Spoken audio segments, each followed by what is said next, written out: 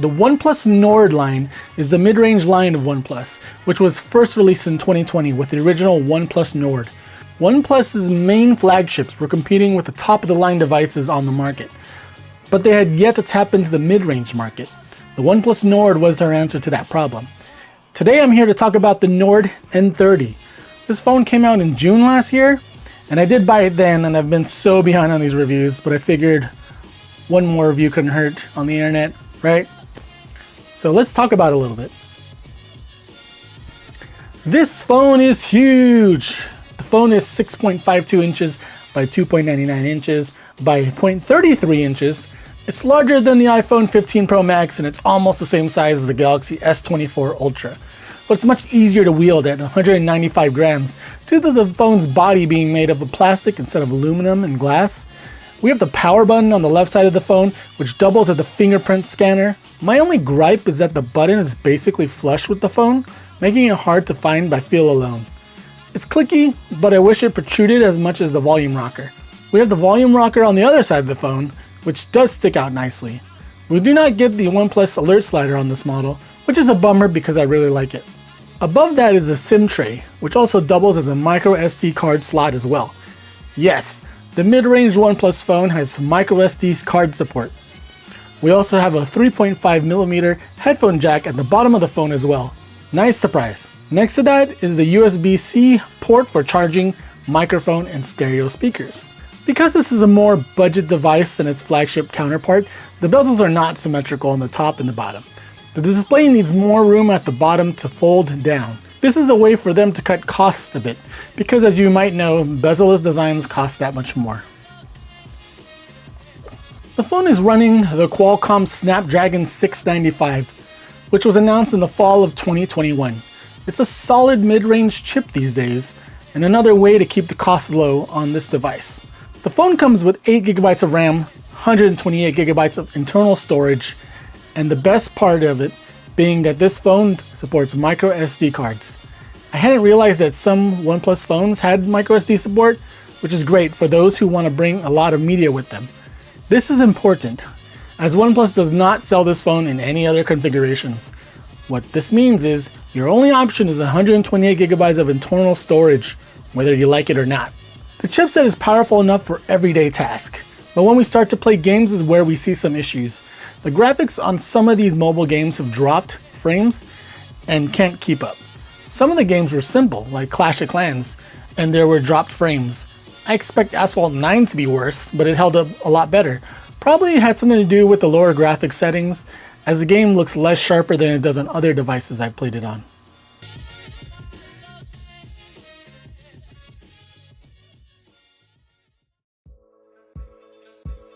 The display on the Nord N30 is a 6.7-inch IPS LCD display with a resolution of 2400 by 1080 pixels and 392 pixels per inch.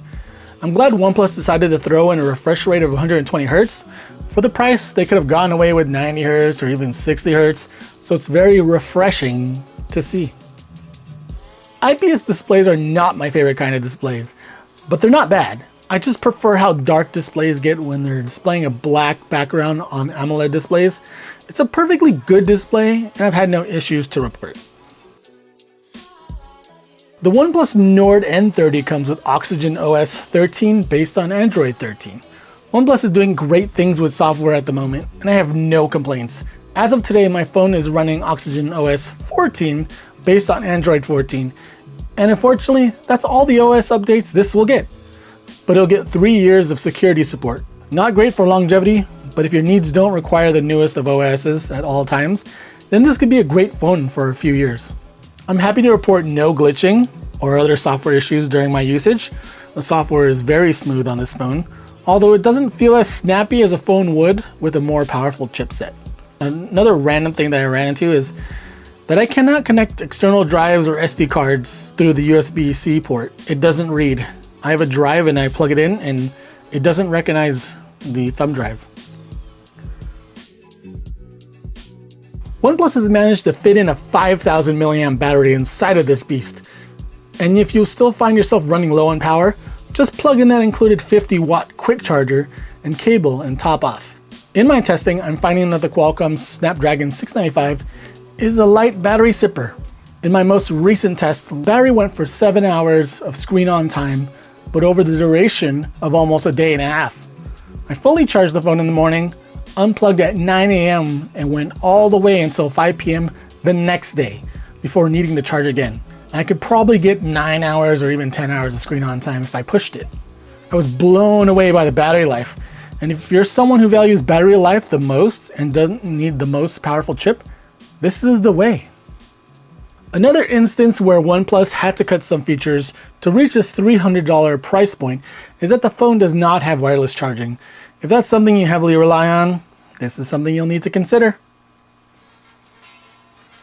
Now for the cameras. On the back we have a 108 megapixel main camera, f1.7, a 2 megapixel macro camera, f2.4, and another 2 megapixel f2.4 camera for depth information.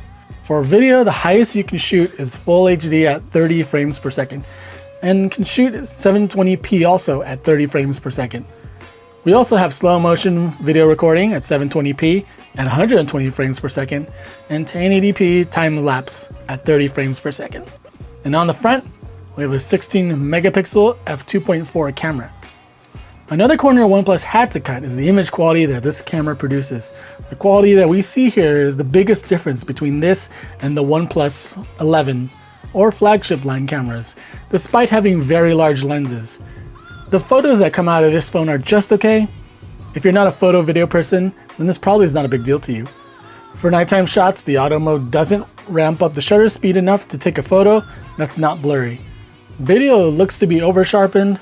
The dual video mode is a very nice touch and would be perfect for recording yourself on roller coasters or other scenarios where showing both the front and the back of the phone's view would be great. I find the microphones on the phone to be pretty good though, and I like the sound that can be heard in any of my video recordings.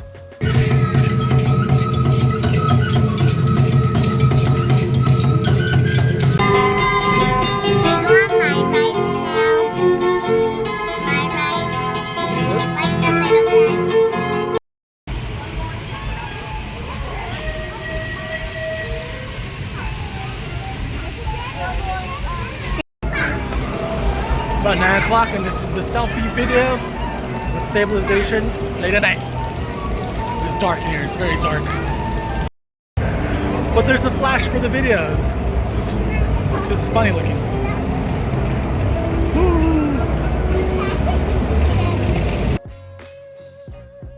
The speakers are clear and the volume can get pretty high. They sound great, but just don't expect much bass out of these speakers. I try to listen to various types of music and the bass just isn't strong enough, but if you're listening to music a lot, perhaps wireless speakers or headphones are the way to go.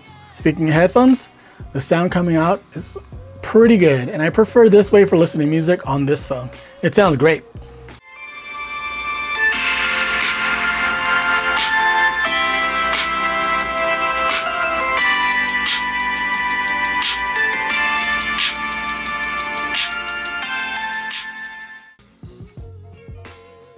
There used to be a bigger difference between mid-range phones and the flagship counterparts back in the day, but in the current landscape of smartphones, that gap is much smaller. Mid-range chips have gotten better and more efficient, and the Android software has improved a lot over the years. The OnePlus Nord N30 proves that you don't need to spend $1,000 to get a solid experience. If your main priorities in smartphones is to have a huge display and fantastic battery life, then you should consider this phone. Now, if your priorities include gaming, you might want to skip this phone and get a phone with a much more powerful chipset. That's it for the Nord N30 review. Thanks for coming, and see you in the next video.